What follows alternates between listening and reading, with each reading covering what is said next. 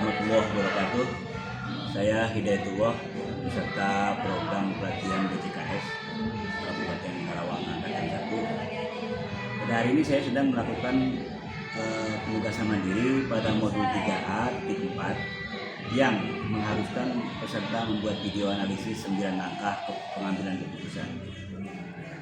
Baik, saya akan mencoba memaparkan analisis 9 langkah dan pengujian keputusan pada kasus 4.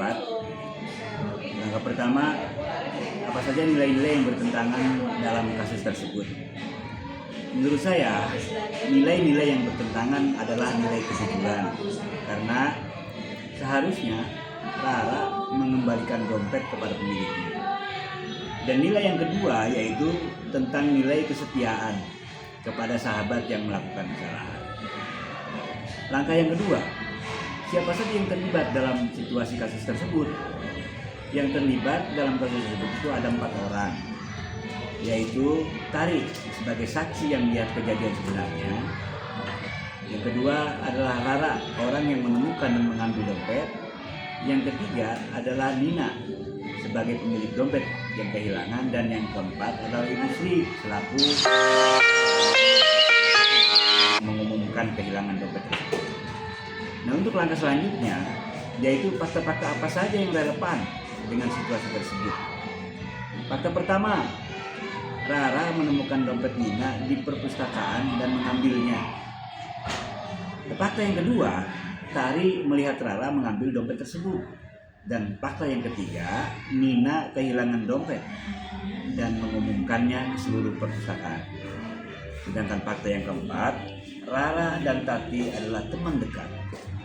Untuk langkah yang keempat, pengujian kebenaran atau salah, yang mana yang bisa dilakukan? Yang pertama, ada uji legalitas, di mana pengambilan barang milik orang lain tanpa izin adalah tindakan yang salah secara hukum. Yang kedua adalah uji institusi. Secara naluriah, Tari merasa bahwa tindakan Rara itu tidak benar. Yang ketiga adalah uji publikasi, di mana tindakan Rara dipublikasikan kemungkinan besar itu akan dianggap sangat tidak etis. Lalu langkah yang kelima, pengujian paradigma benar lawan benar, yang mana yang bisa dilakukan? Paradigma yang bertentangan dengan kejujuran versus kesetiaan. Kejujuran mengharuskan Tari untuk melaporkan tindakan Rara, sementara kesetiaan mendorongnya untuk melindungi temannya meskipun melakukan kesalahan. Lalu langkah yang keenam, prinsip resolusi mana yang bisa dilakukan? Prinsip yang bisa dilakukan adalah berbasis aturan atau rule based thinking dan berpikir berbasis konsekuensi atau end based thinking. Mengikuti aturan, tapi harus melaporkan kejadian tersebut. Berpikir secara konsekuensi, Tari harus mempertimbangkan dampak dari keputusan terhadap semua pihak yang terkait. Langkah yang ketujuh, adakah opsi lain yang lebih kreatif, adil, dan bijaksana yang bisa dilakukan? Tari dapat mencoba berbicara empat mata dengan Rara terlebih dahulu. Tari bisa menjelaskan bahwa tindakan Rara adalah salah, dan Tari seharusnya menyarankan agar Rara untuk mengembalikan dompet tersebut kepada Nina. Dan dengan cara ini, Tari memberikan kesempatan kepada Rara untuk memperbaiki kesalahannya tanpa harus melaporkan kepada orang lain. Dan adapun keputusan yang terakhir atau langkah yang terakhir yang saya ambil adalah Tari berbicara dengan Rara secara pribadi. Jika Rara bersedia mengembalikan dompet tersebut, masalah selesai tanpa perlu melibatkan pihak lain. Namun, jika Rara menolak, Tari harus mempertimbangkan untuk melaporkan kejadian tersebut demi menegakkan keadilan dan kejujuran.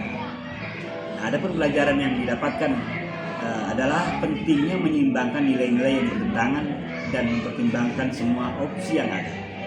Untuk mengambil keputusan di masa yang akan datang, saya akan melihat dari berbagai sudut pandang, mempertimbangkan konsekuensi dari setiap tindakan dan mencari solusi yang paling adil dan bijaksana bagi semua pihak yang terkait.